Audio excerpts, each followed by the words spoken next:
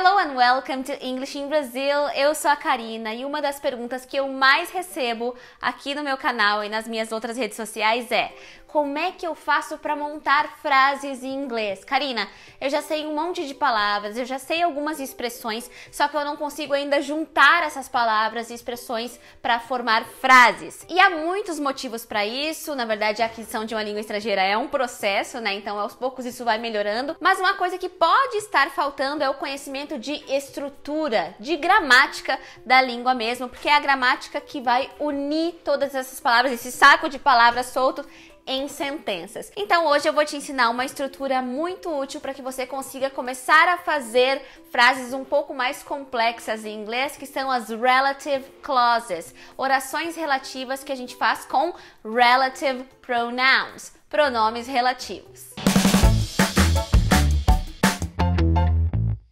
E olha, fica até o final desse vídeo, porque a gente vai ter uma brincadeira aqui, um game, para você começar a ver tudo isso que eu falar aqui em teoria na prática, e você vai ver como é que isso vai funcionar no final. Esse game vai ser feito com um professor do Cambly, que é patrocinador aqui no meu canal. Se você não sabe o que é o Cambly, é uma plataforma na qual você pode fazer aulas de conversação com professores e tutores nativos da língua inglesa, enfim, de diferentes lugares do mundo. Você pode escolher pelos sotaques, a sua aula fica gravada depois. Você tem a ferramenta de traduzir o seu chat, então você não vai ficar perdido, porque você pode ir traduzindo ali a sua conversa. E com esse código aqui você pode fazer uma aula experimental de 15 minutos. E olha, até o dia 17, todo mundo que fizer a aula experimental com esse código aqui vai concorrer a 15 planos de um mês do Cambly. Mas vamos lá então para os nossos queridos relative pronouns e relative clauses. A gente vai começar falando sobre lugares. Para a gente falar de lugares, a gente vai usar o pronome where. Então ele pode ser usado em perguntas, como talvez você já saiba, por exemplo, where are they? Onde eles estão? Where are they? Ou where's the restaurant? Onde é o restaurante? Where's the restaurant? Então, na pergunta, talvez você já saiba. Mas a gente pode usar o where também no meio de uma sentença para unir duas orações. Então, por exemplo, eu vou colocar duas sentenças aqui na tela. Ó, I know a restaurant. The food is amazing there. I know a restaurant. The food is amazing there. A gente transmite a nossa mensagem aqui tranquilamente, né? Eu conheço um restaurante e a comida é excelente lá. Mas e se eu quisesse unir essas duas frases em uma só? O que eu faria? Eu usaria o relative pronoun, que é o where nesse caso, porque eu tô falando de um lugar, do restaurant. Então, como que essa frase poderia ficar? I know a restaurant where the food is amazing. I know a restaurant where the food is amazing. Eu conheço um restaurante onde a comida é maravilhosa, é incrível. Outro exemplo. I wanna live in a place where people are kind. I wanna live in a place where people are kind. Por que eu usei esse where aí? Porque eu tô falando de novo de um place, de um lugar. Eu quero morar em um lugar onde as pessoas são simpáticas. Paris is the city where Susan lives. Paris is the city where Susan lives. Paris é a cidade onde Susan mora. Dá pra ver os bichos que estão voando aqui? Tá um monte de mosquito aqui, sabe, bichinho de luz? Não sei se tá dando pra ver aí na câmera, mas faz de conta que é tudo proposital, é efeito do Stories. Então, Paris is the city where Susan lives. Where tá conectando ali, tá servindo pra unir essas duas orações, porque a gente tá falando de um lugar, Paris, tá? Então, lugar, where, show. Vamos falar agora de pessoas. Para falar sobre pessoas, a gente não vai mais usar where, a gente vai usar who. Então, a gente também pode usar o who em perguntas como who's that? Quem é aquele? Ou aquela, who's that? Mas a gente também pode usar como relative pronoun para unir duas sentenças. Por exemplo, that is the man. That man sold the world. That is the man. That man sold the world. Como eu uniria isso? Eu falaria that is the man who sold the world. That is the man who sold the world. Aquele é o homem que vendeu o mundo. Por que esse exemplo? Porque é uma música do Nirvana. Quem curte Nirvana vai lembrar que tem uma música chamada The Man Who Sold the World. E aí esse exemplo veio na minha cabeça agora. Então o who, ele tá servindo de relative pronoun para unir aquelas duas sentenças, tá? Em uma sentença mais completa, mais complexa até. They are the girls who I met at the wedding. They are the girls who I met at the wedding. So, elas são as meninas que eu encontrei, que eu conheci no casamento.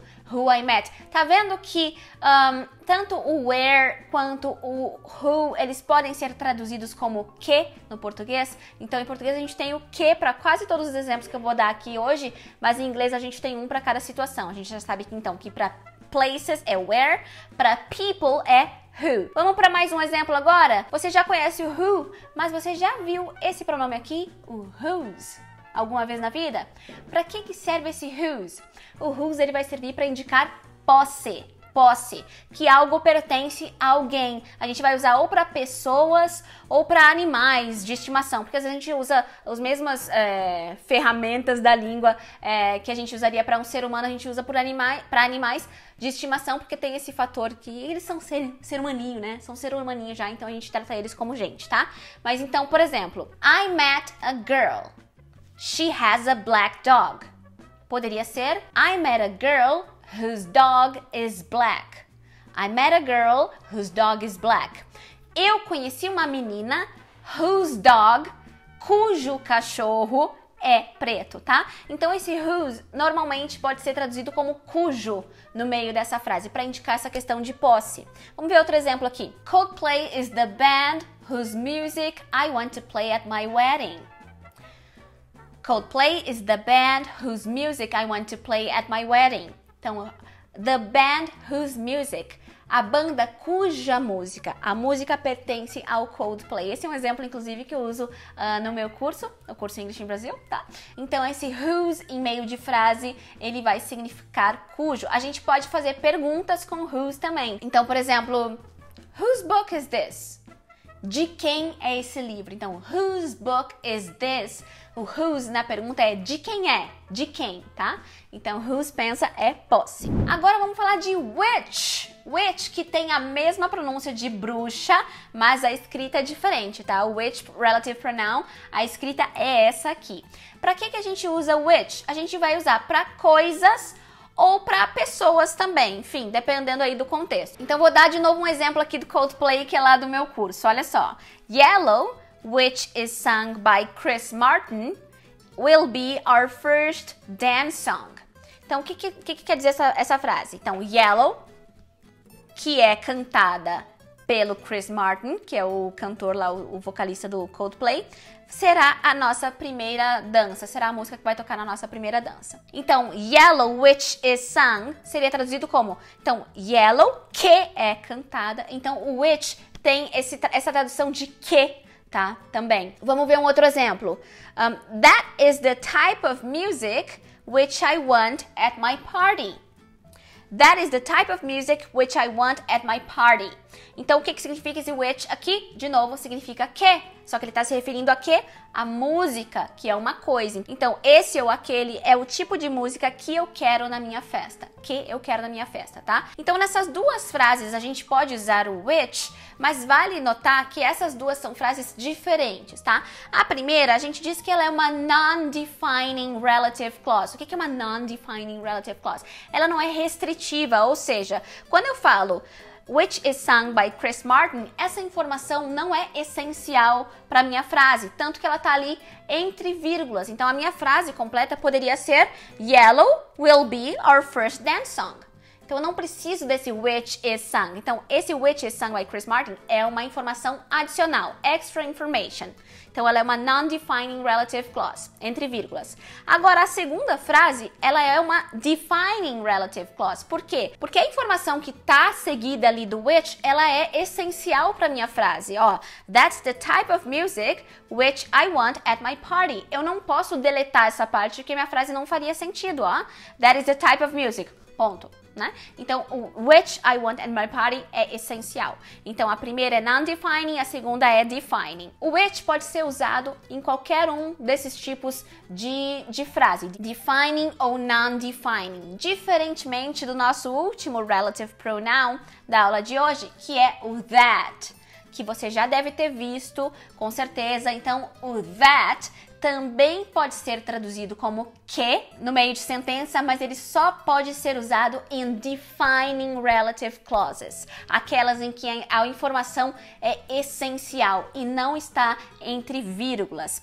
Vamos começar do começo? Então, olha só. De novo, tenho duas frases aqui na tela e eu quero unir essas duas frases usando um that. Como é que ficaria? This is the book that I was talking about. This is the book that I was talking about. Então, eu uni aquelas duas sentenças usando o that. Outra coisa importante, o which, ele pode ser usado em pergunta. Então, por exemplo, which book is that? Que livro é aquele? Which book is that? Tá? Só que o that, ele não é usado para fazer uma pergunta, tá? That book is that. Não funciona, tá? Então, isso é uma outra diferença. Tá? Então, quando a gente fala this is the book that I was talking about, o that I was talking about é informação essencial, então a gente está falando aqui de uma defining relative clause. É a mesma coisa que esse outro exemplo aqui, por exemplo, the book that is red is mine. O livro que é vermelho é meu. Nessa frase, essa informação de that is red, que é vermelho, é essencial. Não é qualquer livro que é meu, é o livro que é vermelho. Aqui ela é uma defining relative clause. Agora, se eu dissesse isso de outra forma, por exemplo, the book, vírgula, which is red, vírgula, is mine. Então, aqui, essa questão de o livro ser vermelho já não é essencial, é só uma extra information. Eu só estou dando mais uma informação que é opcional. O importante aqui é que the book is mine. Então, aqui a gente tem uma non-defining relative clause, lembrando, então ela está entre vírgulas, informação não é essencial, é extra information, e é nesse contexto aqui que eu não poderia usar o that, tá? Então, seria errado eu dizer the book that is red is mine. Tá? Claro que na fala isso fica estranho, mas por escrito, né? Vamos pensar, a gente não usa o that nesse tipo de construção entre vírgulas, tá? Só em informação essencial. Essa é uma grande diferença entre o which e o that. Me conta aqui nos comentários se você já sabia disso, tá? Então, resumindo, o which eu posso usar tanto em defining quanto em non-defining relative clauses, já o that só em defining relative clauses, ok? E talvez você esteja se perguntando aí, Karina, meu Deus, mas quando é que eu posso omitir esse that? É muito simples. É só você lembrar que o que vier depois tem que ser uma oração independente, tá? Então, por exemplo, olha só. That's the type of cake that I want at my wedding. Aqui eu poderia usar o which também, tá? That's the type of cake which I want at my wedding. Então, vamos pensar nesse parêntese aqui. Se eu deletasse o which ou o that, a frase seguinte continuaria completa? Ela ainda faria sentido? Ficaria, né? I want at my wedding. Uma sentença completa e perfeita. Então, nesse caso, eu posso sim deletar o that ou o which, ou o who, enfim, qualquer um desses relative pronouns, dependendo do contexto, tá? Vamos ver um outro exemplo. He is the guy who she is interested in. He is the guy who she is interested in. Então, aqui, ele é o cara em que ela tá interessada. Eu usei o who aqui. Eu poderia usar o that informalmente também, só para dizer que informalmente você pode ver o that sendo usado para pessoas também, tá? Então, aqui eu poderia deletar o who ou o that nessa frase? Poderia. Por quê? Porque o resto da frase, she is interested in, é uma frase completa. Agora, vamos ver um exemplo em que não poderia. Olha só. I bought a car that was very expensive. I bought a car that was very expensive. Se eu tirasse esse that aqui, o que viria depois? Was very expensive. É uma frase completa? Não. Não é. Ela é uma frase que não teria sujeito. É uma frase que ficaria um verbo voando ali sem sujeito. Então, nesse caso, eu não posso deletar o relative pronoun, tá bom? Então, a regra é clara, Arnaldo. Quando o que vier depois for um pronome ou um nome, posso omitir.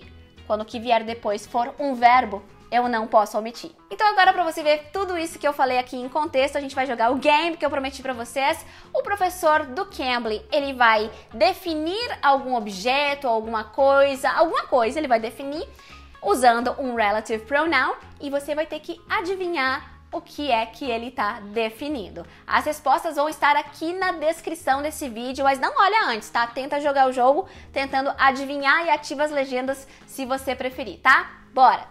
Hi, I'm Anne, and I'm gonna describe a word for you. It's a place where we have a lot of water, sand, and a lot of children and people playing.